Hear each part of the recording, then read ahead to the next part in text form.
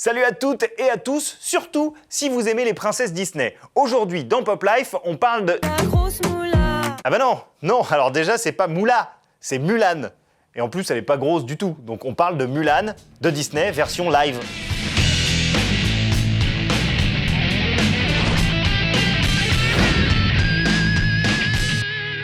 Depuis Alice au Pays des Merveilles, un des pires Tim Burton qui est également le plus gros succès de sa carrière, allez comprendre, Disney s'est lancé dans une grande entreprise de ravalement de façade en produisant à la chaîne des remakes de tous ses classiques en live action. Et comme pour les vrais ravalements, parfois c'est la cata, mais de temps en temps, c'est super. Venez avec moi. Ensemble, sur les ailes de cet éléphant, nous irons très loin.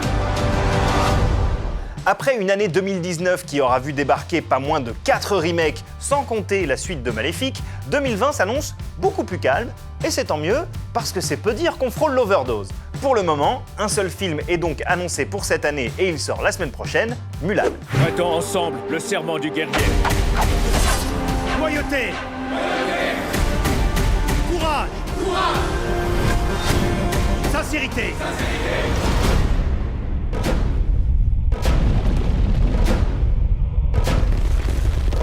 Tirez!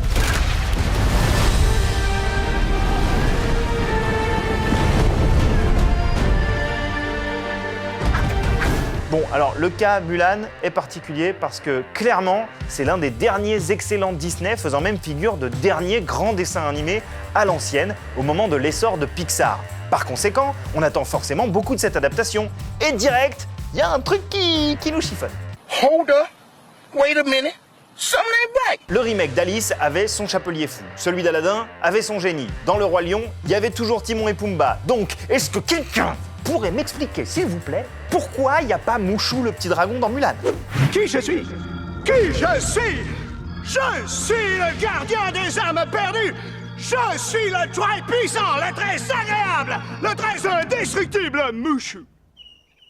Ah, un vrai pur sang, hein? En vrai, si on se désole de l'absence de Mouchou, c'est pas juste un caprice de fan. C'est surtout parce que son rôle dans Mulan était primordial.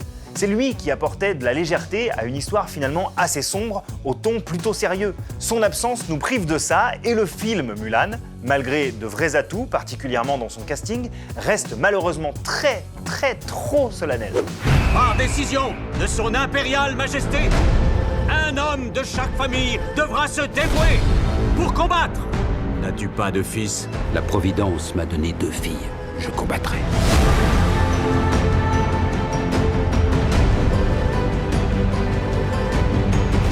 Nous devons être fortes. Il ne reviendra pas cette fois.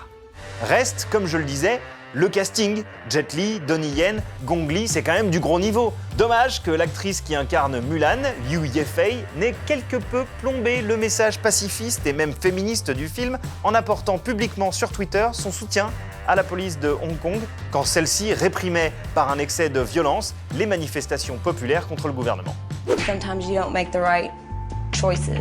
Alors que la polémique semblait s'être calmée, c'est la réalisatrice Niki Caro qui a remis de l'huile sur le feu en s'exprimant très maladroitement à propos de son embauche. En gros, elle justifie l'absence d'une personnalité asiatique à la réalisation du film par le fait qu'avec Mulan, c'est surtout la culture Disney qu'il faut honorer, pas seulement une légende chinoise.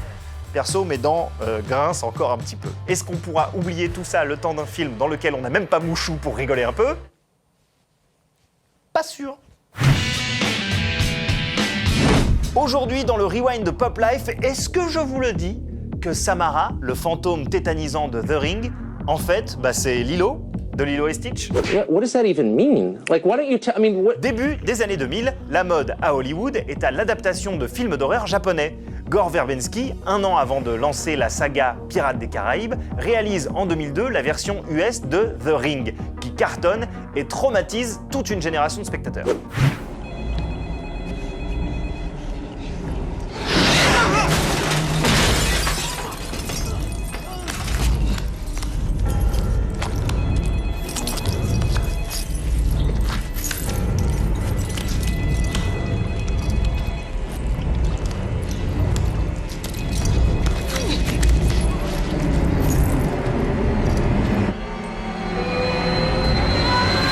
Mais Samara, le fantôme, la source de tous nos cauchemars, est interprétée par la toute jeune Daveigh Chase, alors âgée de 11 ans. Et elle a beau être aussi flippante qu'elle veut dans The Ring, c'est aussi la voix toute mignonne de Lilo. We have better dogs, dear. Not better than him. He can talk. Say hello. Dogs can't talk, dear. He did. Does it have to be this dog? Yes, he's good. I can tell. Après The Ring et Lilo et Stitch, Daveigh enchaîne avec des rôles secondaires dans Donnie Darko, AI de Steven Spielberg et prête sa voix au personnage principal du doublage américain du Voyage de Chihiro. Malheureusement, sa carrière n'aura jamais vraiment décollé. Too bad. C'est con parce que dans The Ring, elle crevait l'écran.